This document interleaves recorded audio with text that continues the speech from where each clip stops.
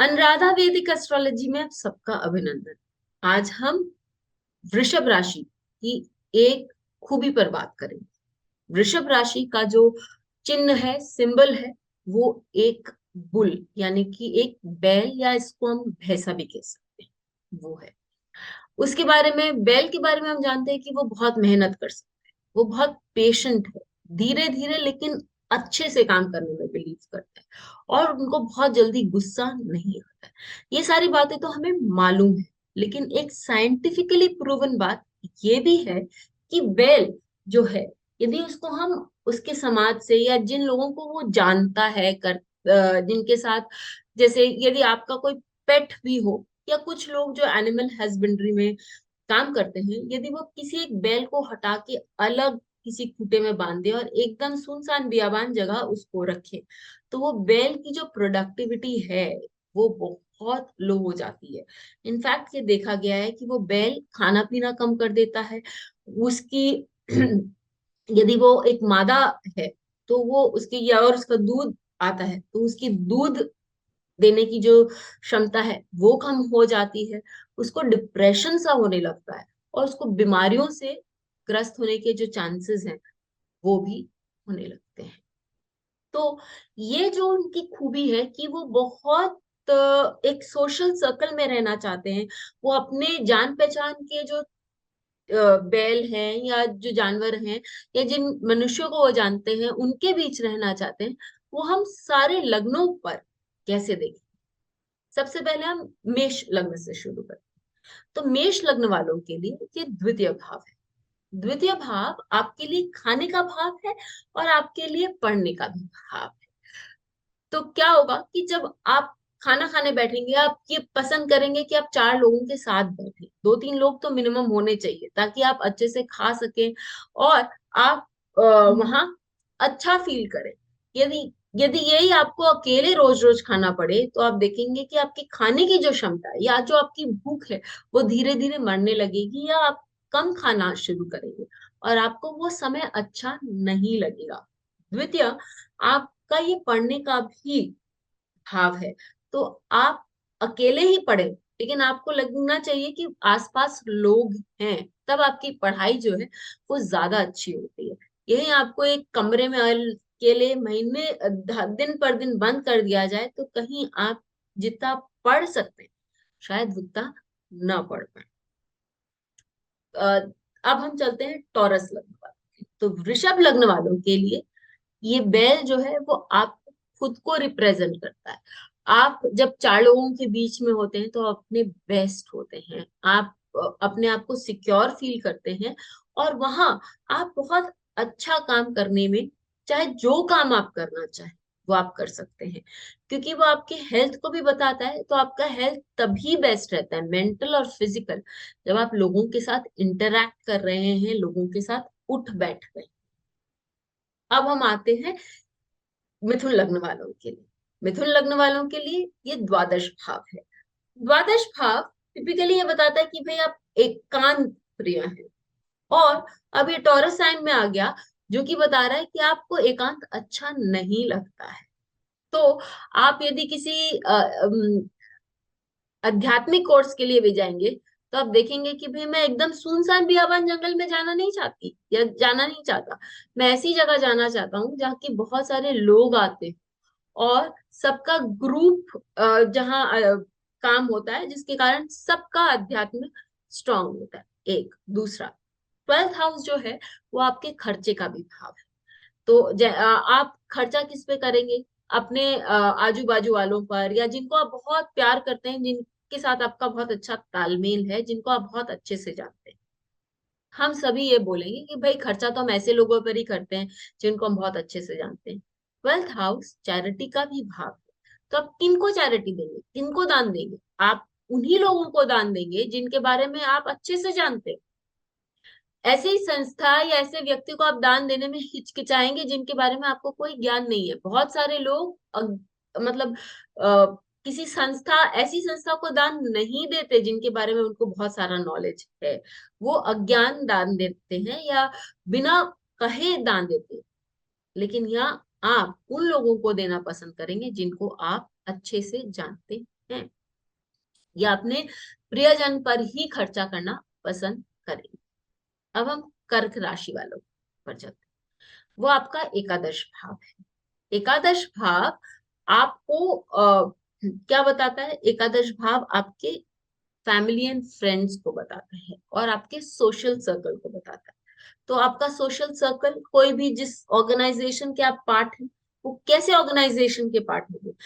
Randomly आप देखेंगे कि बहुत लोग बहुत सारे ग्रुप्स में ज्वाइन हो जाते हैं, उन लोग थोड़े से ओपन माइंडेड होते हैं या फ्लैम्बॉयंट होते हैं। लेकिन कर्क राशि वाले जनरली उन लोगों के साथ ही अपना ग्रुप, अपना एसोसिएशन बनाते हैं जो कि जिनको वो बहुत चाहते हैं या जिनके वो बहुत क्लोज हैं, या जिनसे उनकी मानसिकता मिलती है। वो जनरली ऐसे लोगों के साथ एसोसिएशन नहीं करते जो लोग जिनके साथ उनकी मानसिकता नहीं मिलती है।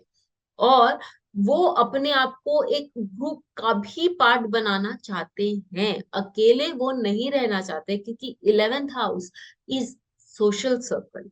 और यहाँ टॉरस साइन में ये आपको एक बड़ा सोशल सर्कल भी देता है, तो इसके लिए ये बहुत अच्छा है। अब हम बात करते हैं सिंह लग्न वालों के लिए। सिंह लग्न वालों के लिए आपका दशम भाव हो गया। दशम भाव आपके व्यवसाय को लेकर हो गया, और दशम भाव आपके उन्नति को लेकर हो गया। आप जस्ट ताकि आप सबको ये मालूम हो कि जब हम लीडरशिप की बात करते हैं, तो जो ग्रुप है या हर्ड है, वहां पर भी एक लीडर होता है जो कि उनको रास्ता दिखाता है। तो आप ग्रुप में इसलिए रहना पसंद करेंगे क्योंकि आप उनके लीडर बनना चाहें, और आप वहां पर अपनी वाहवाही प्राप्त कर सकते हैं। दूसरा, आप देखेंगे कि आप जहां भी जाएंगे, बचपन से ही आप देखेंगे कि आपको कैप्टन बनाया जाएगा, और या आप कभी हेड बॉय आदि, ये सारी स्टेटस आपके साथ हमेशा चलती रहेंगे, और आप लोगों को लेकर आगे बढ़ने की क्षमता भी रखते हैं। फिर यह आपका जो है व्यवसाय का भाव है, तो आप बड़े ऑर्गेनाइजेशन को ज्वाइन करना पसंद करेंगे, और वहां आप ऐसा काम करना पसंद करेंगे जहां आप चार लोगों के साथ इंटरैक्ट कर सकते। अब हम कन्या लग्न के लिए बात करते हैं। कन्या लग्न वालों के लिए ये नवम भाव है। नवम भाव क्या बताता है? नवम भाव आपकी तीर्थ यात्राओं को बताता है। नवम भाव आपके हायर स्टडीज, जो हम ग्रेजुएशन आदि के लिए करते हैं, वो बताता है। या किसी भी हम कहें कि किसी भी अकल स्टडी पर हमको यदि कोई खोज करना है या पढ़ना करना है, तो वो बताता है। तो आप कैसे करेंगे? आप अकेले अकेले पढ़ना पसंद नहीं करेंगे, आप ये चाहेंगे कि भाई हम एक ग्रुप स्टडी करें जहां पर हमारे विचारों का आदान प्रदान हो, ताकि हमको अच्छी नॉलेज मिले। जब हम किसी तीर्थ यात्रा पर जा रहे हैं, कहीं मंदिर आदि घूमने जा रहे हैं, तो हम चाहेंगे कि हम चार फ्रेंड्स के साथ या कोई बाकी बहुत सारे फैमिली मेंबर्स के साथ जाएं, ताकि वहां हम अच्छे से मजा भी कर सकें और हमारा तीर्थ भी कर सकें। अब हम आते हैं तुला लग्न वालों। तो तुला लग्न वालों पर के लिए ये अष्टम भाव होता है। अष्टम भाव आपके जो इन्वेस्टमेंट्स, जैसे कि म्यूचुअल फंड्स या एलआईसी आदि, वो सारे चीजों को बताता है। और दूसरा वो बताता है कि आपका जो रिसर्च एरिया है वो क्या है। अब यदि आप किसी भी तुला लग्न वालों से पूछेंगे, तो क्या वो अकेले किसी काम में रिसर्च करना पसंद करेंगे? आप देखेंगे कि वो बोलेंगे कि भाई दो तीन लोग तो और हो जिसके साथ हम अपने विचार आदान प्रदान कर सकें, या जिनसे हम बात कर सकें और फिर एक निष्कर्ष पर आ सकें, कुछ शोध कर सके। साथ ही जब ये लोग इन्वेस्टमेंट करते हैं, तो ये एक पर्टिकुलर ग्रुप या पर्टिकुलर टाइप ऑफ इन्वेस्टमेंट, जैसे एलआईसी में कर रहे हैं तो वो एलआईसी में ही करेंगे, या म्यूचुअल फंड्स में कर रहे हैं तो वो म्यूचुअल फंड्स में ही करेंगे, जहां वो उनको वो सेफ्टी और सिक्योरिटी मिलती है। ये बल्क इन्वेस्टमेंट्स करने में बिलीव करते हैं। अब हम बात करते हैं स्कॉर्पियो लग्न वाले की। स्कॉर्पियो लग्न वालों के लिए ये 7th हाउस है। ये बहुत पिक्यूलियर सिचुएशन इसके लिए हो जाता है, क्योंकि वृश्चिक लग्न वाले जो है वो अपने आप में अकेले, एकांत प्रिय आदि ये सारे सब चीज होते हैं। और उनके जो स्पाउस है ना, उनको बहुत बड़ा सोशल सर्कल चाहिए होता है। वो बहुत सारे लोगों के साथ रहना चाहते हैं। वृश्चिक लग्न वाले ऐसा स्पाउस चाहते हैं जो कि उनकी मनोस्थिति को समझे या उनके जैसे हो। तो यहाँ उनको बहुत सारे द्वंद्वों का सामना करना पड़ता है। एक दूसरा कि वृश्चिक लग्न वाले स्वयं खुद तो एकांत प्रिय होते हैं, लेकिन जब वो किसी एक पब्लिक सर्कल में होते हैं या एक पब्लिक प्लेटफॉर्म पे होते हैं, तो उनको उनकी ये आस रहती है या उनकी की विचारधारा रहती कि ज्यादा से ज्यादा लोग मेरे साथ वहां इकट्ठा हो। चार्ट्स पे लगाइए और जरूर लगा के हमको बताइए। फिर हम आगे बढ़ते हैं धनु लग्न वालों के लिए। धनु लग्न वालों के लिए हम देखते हैं कि की ऋषभ राशि जो है वो षष्टम भाव में आती है। षष्टम भाव आपकी सहज कर्मियों का भाव होता है, आपके एम्प्लॉयज का भाव होता है। तो आप चाहते हैं कि आपके जो सहकर्मी हो या आपके एम्प्लॉयज हो वो आपकी विचारधारा से सहमत रखें, या आप एक बड़े ऑर्गेनाइजेशन में काम करना चाहते हैं। सिक्स्थ हाउस जो है वो एनिमल हस्बेंड्री यानी कि पशु पक्षी पालना उसको भी दर्शाता है। तो आप लाइफ स्टॉक्स यानी लिटरली आप भैंस गाय बैल ये सब बहुत सारे पाल भी सकते हैं, और उनका भी आप अच्छे से काम कर सकते हैं, पालन पोषण कर सकते हैं। सिक्स्थ हाउस जो है वो एग्रीकल्चर का भी भाग है, और यहाँ आप देखेंगे कि आप अच्छे एग्रीकल्चरिस्ट बन सकते हैं। आप ऐसे यूनियन ऐसे सर्कल्स ज्वाइन कर सकते हैं जहां लोग एग्रीकल्चर का काम करते हैं। फिर अब हम मकर राशि पर आते हैं। मकर राशि वालों के लिए फिफ्थ हाउस है। तो फिफ्थ हाउस आपका क्या बताता है? फिफ्थ हाउस सबसे पहले आपका जो आपकी बुद्धि है या आपका तेज है वो बताता है, आपके बच्चों के बारे में, स्टूडेंट्स के बारे में वो बताता है। बड़े पैमाने पर जब लोग शेयर मार्केट्स पे इन्वेस्टमेंट बैंकिंग करते हैं तो वो बताता है।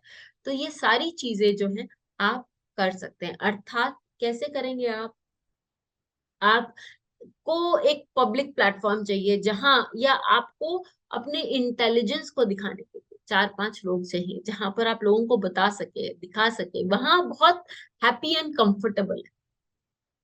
और आपके बच्चे और आपके स्टूडेंट्स भी जब वो बहुत सारे लोगों के साथ होते हैं ना, तो वो कंफर्टेबल फील करते हैं, सिक्योर फील करते हैं। अब आई बात इन्वेस्टमेंट बैंक। तो आप देखेंगे कि ये लोग अकेले अकेले कहीं भी कोई इन्वेस्टमेंट नहीं करते। आप बहुत बार नोटिस करेंगे कि इनका कोई एक छोटा सा ग्रुप यानी फिक्स्ड ग्रुप होगा जहां वो लोगों से पहले सलाह मशवरा करेंगे, लोगों से बात करेंगे और फिर वो इन्वेस्टमेंट्स करेंगे। अब हम चलते हैं अ, कुंभ लग्न वालों के लिए। कुंभ लग्न वालों के लिए ये आपका चतुर्थ भाव है। चतुर्थ भाव आपकी फैमिली, आपका इमोशनल स्टेटस, वो सारी चीजें बताता है। या चतुर्थ भाव जो है वो ओल्ड एज, आप ओल्ड लोगों के साथ किस तरह से काम आते हैं। तो बहुत सारे ओल्ड लोगों के साथ भी आप कंफर्टेबल हैं। आप अपने फैमिली में सबसे ज्यादा कंफर्टेबल और सिक्योर हैं जब भी आप अपने फैमिली मेंबर से दूर रहेंगे। इनफैक्ट आपका कोई फ्रेंड या आप अपना जिसको अपना सब कुछ बता सकते हैं वो आपका कोई फैमिली मेंबर ही होगा। आपके साथ अपने इमोशंस शेयर करने के लिए आप फैमिली मेंबर्स को ही चुनेंगे। अब हम बात करते हैं मीन लग्न वालों की। मीन लग्न वालों के लिए ये थर्ड हाउस, वृषभ राशि जो है वो थर्ड हाउस आती है। मीन लग्न वालों के लिए हम जनरली बोल सकते हैं कि भाई ये तो अपनी ही दुनिया में बहुत हैप्पी है, इन ये अपने अपनी एक दुनिया बना के रखते हैं और उनका एक दायरा है जिसके बाहर वो जनरली जाना नहीं चाहते। ये बात सही है, लेकिन थर्ड हाउस आपके हाउस ऑफ क्रिएटिविटी है, थर्ड हाउस आपकी हाउस ऑफ राइटिंग है। तो जब भी आप कुछ लिखेंगे ना, आप चार लोगों के साथ डिस्कस करेंगे, या आप सोचेंगे कि मैं एक जनरल व्यू पे लिखूं ताकि लोगों को ये अपील हो। या आप अपने क्रिएटिविटी को किस तरह से बाहर निकालेंगे, आप अपने जैसे क्रिएटिव लोगों के साथ बैठेंगे, उनके साथ आइडियाज एक्सचेंज करेंगे, और फिर उसमें से जो बेस्ट निकल कर आएगा उस पर आप अमल करें। अपने चार्ट्स पे लगाइए, आपके घर वालों के, आपके फ्रेंड्स के, जिसके भी चार्ट्स आपके पास है उन चार्ट्स पे लगाइए और देखिए कि ऋषभ राशि का ये जो एक सूत्र है वो किस तरह से आपके चार्ट्स पर लगता है। हमें जरूर बताइएगा, कमेंट बॉक्स पे लिखना मत भूलिएगा। फिर मिलेंगे, तब तक के लिए धन्यवाद।